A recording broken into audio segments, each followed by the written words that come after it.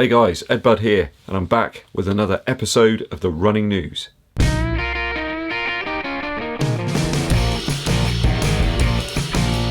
Before we get into the news this week, if you haven't done so already, please do hit that subscribe button.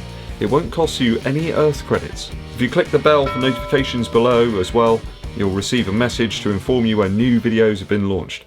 Looking at some of the analytics for the channel, there's still quite a lot of you that are watching but perhaps haven't subscribed, so it would mean a lot to me. I want to give a big thanks to Steve Atkins for sending me over this book, Kings of the Road. I'm going to get a nice warm cup of coffee and some flapjack later and start taking this one in. Thanks, Steve. Okay, it's running news time. Let's get to it. The guys over at Inov-8 let me know about a unique descent race that was down a ski slope that occurred very recently. Imagine that, running down a ski slope. I guess my namesake, Eddie the Eagle, used to do that sort of stuff. Although he used to sort of fall down them. What a legend. One of the participants was 82 years old. It's quite staggering. This is the third running of this race, which has an 80% slope. Can you imagine 80% gradient?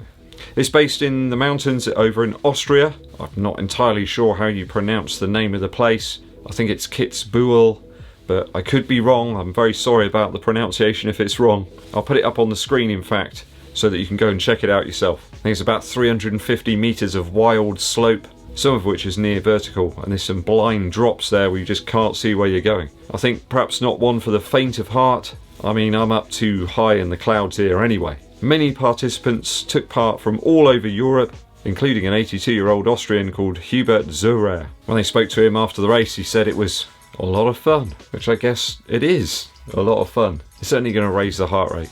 Winning the men's race was Renée Klaus-Nitzer, and Lisa Grohl won the women's race. I believe she won the previous two races as well. I think they were both wearing the Inov-8 Mudclaw G260s. I think you're going to need some considerable grip there on such a descent. It's really great to see more racing taking place. Hats off to the organisers who had to deal with a storm, I believe, the day before, which probably hampered some of the preparations. I think demonstrating really excellent commitment out there, organising a race in those type of conditions, keeping everybody safe and getting it all to happen without issue.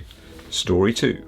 Nike have quietly again released a bunch of shoes with little to no fanfare. I noticed a shield version of the Pegasus 37 appeared up on Nike's website. It was just literally there, you could just buy it immediately. There's two different versions, a black, silver and white version, and then a predominantly black version as well. Obviously aimed at wet weather performance, there's a shroud which covers the first couple of sets of eyelets. I think it's mainly there to provide some sort of water repellency.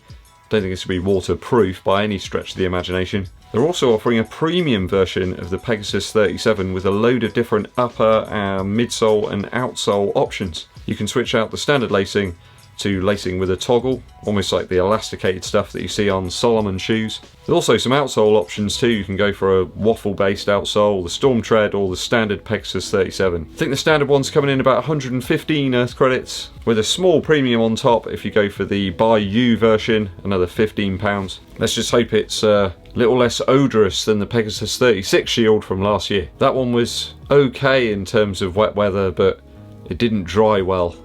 A very smelly shoe. I noticed there's also an Air Zoom Tempo Next Percent By You option now too on the Nike website. There's similar options there to the Vaporfly Next Percent By You, which we had a few weeks back. It appeared quickly, that one, and then disappeared very quickly. Those questionable flame designs are back, along with those weird badges as well that you can add. I'm not really sure about those. You can also choose between Flyknit as standard or Vaporweave. I think some of you might be interested in that to try and bring the weight down of that shoe. Some people complained it was a bit heavy. I'm really loving it. So very tempting to perhaps go for one of those By You options of the Tempo Next Percent, but you're going to have to really want it at 190 Earth credits. Ouch. Story 3. Reebok have launched their Forever Floatride Grow running shoe, a shoe that has a midsole constructed from castor beans. Obviously sustainably grown castor beans as well. The upper constructed of eucalyptus trees. Just don't tell the koala bears. And a sock liner that I believe is made from some type of algae. Not sure how any of this stuff works, but they seem to make it happen. I think it's got some odor resistant properties as well, so that's always a good thing to have on your insoles. Interesting to see yet more sustainable shoe offerings appearing. There's lots and lots at the moment. Solomon, of course, Allbirds, Adidas have had those prime blue versions of many of their popular shoes out. So certainly pushing those sustainable boundaries a little bit more. I think Reebok have minimise the use of plastics here, opting for those plant-based plastics, which are obviously a lot easier to recycle, and they've just got less of an impact on the planet. You know, I'm a big fan of my vegetables, and Reebok have been using a lot of vegetables to help advertise this shoe. It's kind of strange, but I like it. I think Reebok are aiming to remove all virgin polyesters from their products and items by 2024, and there's a host of other manufacturers at the moment that are doing the same. They've all got these eco-friendly kind of plans and processes that they're putting into place, not just with shoes but with the packaging as well, and actually delivering the shoes. Look at the space hippie stuff from Nike. Those shoes literally just come in pretty much the out cardboard container, which I think's actually a really good idea, although I can see people perhaps stealing them. Don't do that. That's a bad thing. But everything there looking to lessen the impact of item creation and manufacture. I mean, some of the statistics about virgin polyesters making it onto the shelves and onto hangers, it's just really shocking. Things get worn like once or twice and that's it. I think some of my running socks and shorts I've worn hundreds of times. Reebok have mentioned the testing here as well. They wanted to make sure that this shoe was still a viable athletic option. So they did quite vast testing on different runners to see if there was any real difference between their typical midsoles and this caster bean version. Just minimising the differences there so we can utilise some materials that are just a little bit kinder to the environment. Good stuff, Reebok. The fourth story today. I guess you guys are all watching the London Marathon last weekend. Lots of shoes on show there. And some superb performances from the runners as well. And let's not forget those wheelchair athletes too. All of them enjoying some typical October weather here in the UK. I don't think Kipchoge liked it much. He looked really cold. I should have got him one of the toques. He would have been alright then. I'm sure at the end of the race he had a nice cup of tea and a biscuit and he was alright. To commemorate that race, Nike are putting out a Kenya version of the Alphafly Next Percent.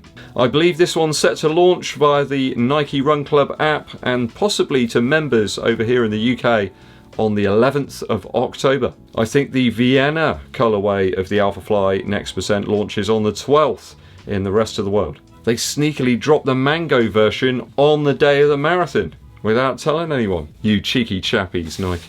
Just no fanfares at the moment from Nike. They're just like, here's some more shoes. Here's some more shoes. You got enough shoes? Here's some more shoes. I got enough shoes for today. I think the Next Percent is still available in mango over on the Nike website right now, so if you're trying to get a pair of Next Percent, go for it. I'm waiting until they launch a version of the Next Percent that's sort of autumn UK colours, so you can wear it all the time and it doesn't get dirty, because every colourway that's released, you wear them a couple of times here in the UK through autumn or winter and they're pretty much trashed. I don't need another pair of Next Percents, but you might. Not sure there's really much to make me opt for the Alphafly Next Percent Kenya version here. I mean, it's kind of cool if you're from Kenya perhaps, or you particularly want a shoe that's very linked to Kipchoge or some of that superb Kenyan running team. But I think obviously the pink version is going to be the one that people are after. But then again, there's not really that much between these two, is there? They're pretty much exactly the same apart from very slight colourway changes. I think with my recent testing of the Vaporfly Next Percent over a longer distance has made me think, is the Alphafly really all it's cracked up to be? You know, I listed it lower in my ratings the other day, in my top 5. I think the Next Percent's still the one to be beaten. More testing needed though. Perhaps I'll go a little bit further this Sunday. That's all the running news for today. Before we get to the musical interlude, I just wanted to say, please head over to the community section of the channel over on YouTube. I did ask a question the other day as to what shoes the viewers want to see me review next. I've got a list going. I think there's about 20 different shoes on there up to now. So I'm going to look for the ones that have got the most votes perhaps, or look the most interesting, and I'll be getting about 3 or 4 pairs incoming very soon. I want to try and test some shoes out, maybe with some tech, like built in perhaps. Maybe just some more daily based shoes and a couple of trail offerings possibly. So keep your votes coming in and I'll put them all together and do some big data crunching and see what we come out with. Musical interlude time. I transported myself back to 2001 the other day. I was listening to Is This It by The Strokes. One of those albums where every single track is gold. The Modern Age, Barely Legal, Last Night and Take It or Leave It are all just awesome tracks. When I used to DJ at indie nights and stuff, we always used to play some of those. If you didn't have a couple of Strokes tracks on during the night, then you weren't doing your job properly. Some Days, another really winning song. It's just so good. There was some real excitement around that period where the Strokes first appeared on the scene. Some really great live performances as well on MTV2. Remember that channel? So if perhaps you're a younger runner, you've never heard of the Strokes, if you like very simple guitar driven rock, then it's right up your street. Go and check it out. Thanks for watching through to the very end of the video today, guys. I very much appreciate it. If you're new to the channel or you haven't done so already, please do hit that subscribe button and click the bell for notifications of when we launch the new videos. It does help the channel out a huge amount as well, everybody, if you could please give this video a thumbs up like and share it with your running buddies. My name's Ed Bud and I'll be seeing you